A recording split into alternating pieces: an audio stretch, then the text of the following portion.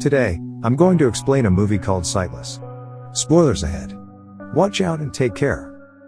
The movie begins with an unhappy and lonely young girl seen jumping off her apartment balcony. The scene transitions to a month earlier, when Helen, the same young woman, was a well-known violinist. She is violently attacked in a car park one night by an unknown attacker who sprays chemicals into her eyes while wearing a gas mask.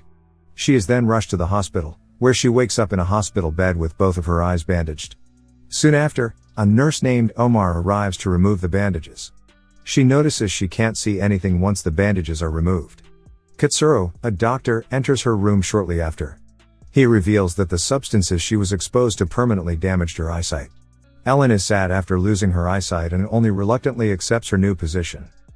Then Bryce, a detective, arrives and questions her about the incident.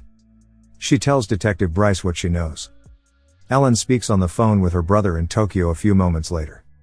He tells her that he has arranged for her to live in a concealed apartment near the city center, with a caretaker who specializes in assisting persons like her who are adapting to their new lifestyle. Ellen wakes up the next day in her new apartment and meets Clayton, her new carer. Clayton explains that he is a trained caretaker who will help Ellen with her daily tasks and gradually aid her. Ellen tries to contact her friend Sasha and her brother after Clayton has left. However, neither of them picks up her calls. Clayton delivers Ellen a caged pet budgie the next day. She inquires as to what color it is. Clayton informs her that the color is baby blue. After that, Ellen observes that she can hear the commotion from the busy street below when she stands near one of her windows, but she can't hear anything when she stands near another window. Clayton adds that because the glass is thicker there, she will be unable to hear anything. They then discuss about their life with each other, gradually developing a tight bond between them. Ellen then begs Clayton's permission to touch his face, which he grants. Ellen hears a lady weeping while being abused by someone that night. She initially feels the woman is in her apartment, but the crying sound comes from the vent. She decides to invite her next-door neighbor for tea the next day, so she steps out into the corridor and places a post-it note on the apartment's door. That night, Lana comes and knocks on the door. Strangely, Lana seems to know a lot about here despite having just met. Ellen touches her face, and to her surprise, feels a scar on Lana's face. Lana reacts by telling her not to trust anyone, but Ellen assumes and is convinced that her husband is physically abusing Lana. So she reaches out to Detective Bryce telling him about the neighbor's abuse. He sends over Officer Neiman to check in with the neighbor to make sure everything is okay. He later confirms that she is well and that the scar is only a birthmark. She discovers something odd about the place the next morning. She tells Clayton that every other day, at exactly 11 a.m., the time Clayton arrives at her house, a car alarm goes off. It was the same automobile, the same alarm, and the same hour. Clayton ignores the strange occurrences, telling Ellen that it's a big city with a lot of sirens.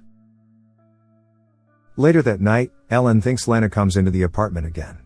When she touches her shoulder, however, she discovers that it is Lana's cruel husband. He threatens her, telling her to stop being paranoid and leave his wife alone. Ellen, feeling intimidated, promptly summons Clayton to her home. Clayton shows up and consoles her. Clayton tells her at that point that he has feelings for her. Ellen, on the other hand, dismisses the attraction, indicating that she currently requires a caretaker rather than a boyfriend. Clayton, heartbroken, exits the apartment. Ellen is attacked by the person in the gas mask again shortly after he leaves. The attacker presses a needle against Ellen's neck, however, she still manages to dial 911 before passing out. The paramedic later informs her that she has no visible injuries and no needle marks on her neck. When Detective Bryce enters, he informs her that no one else entered the apartment following Clayton. Ellen is troubled after hearing that. She no longer believes her own senses. Ellen resolves to take her own life after feeling separated from everyone in her life and thinks she is being pursued by someone.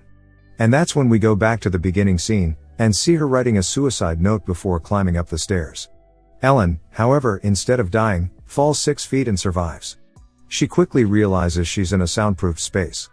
There isn't a door in this room. The noises of the city are played through speakers in this space. A fictional city, and a fictional high-rise. She quickly realizes the apartment she was staying in was fake, and all of the noises outside were coming from a speaker system. She hears the 11 a.m. car alarm go off and climbs back into the apartment. After climbing back into her apartment, she explores the hallway only to find she cannot escape. As a result, she goes outside and knocks on Lana's door. And Lana tells her that she can't leave because this is her home. Clayton then shows up to prepare Ellen's meal. Ellen hears Clayton knock twice on the table as they sit down to have dinner. Ellen recognizes the double tap knock and notices that it has happened to everyone she's interacted with since the attack. That's when she discovers the nurse, the doctor, the police detective, the paramedic, and Lana's husband have all been Clayton since she awoke in the hospital.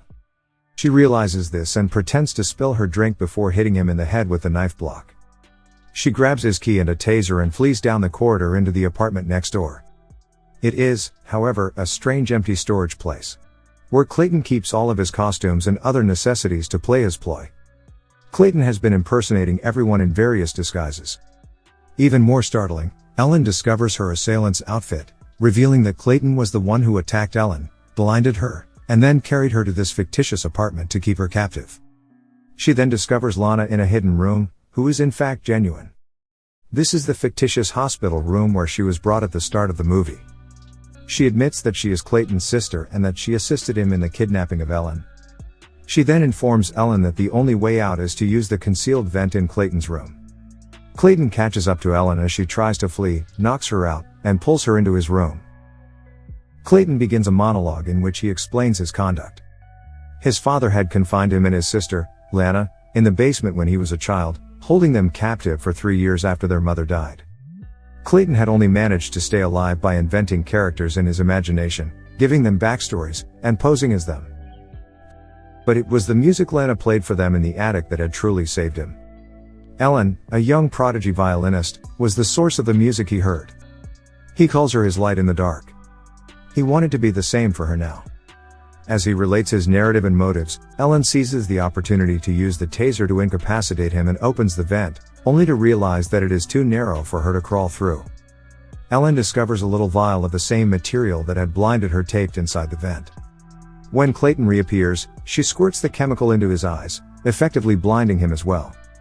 Lana comes on the scene as Clayton writhes in anguish. When she notices Clayton is crippled, she sets Ellen free and sends her into the real world. 6 months later, Ellen is getting ready to take the stage in front of a rapturous audience. And with that, the film comes to a close. Subscribe for more videos like this, turn on notifications, and leave a like to help the channel out. Thank you for watching.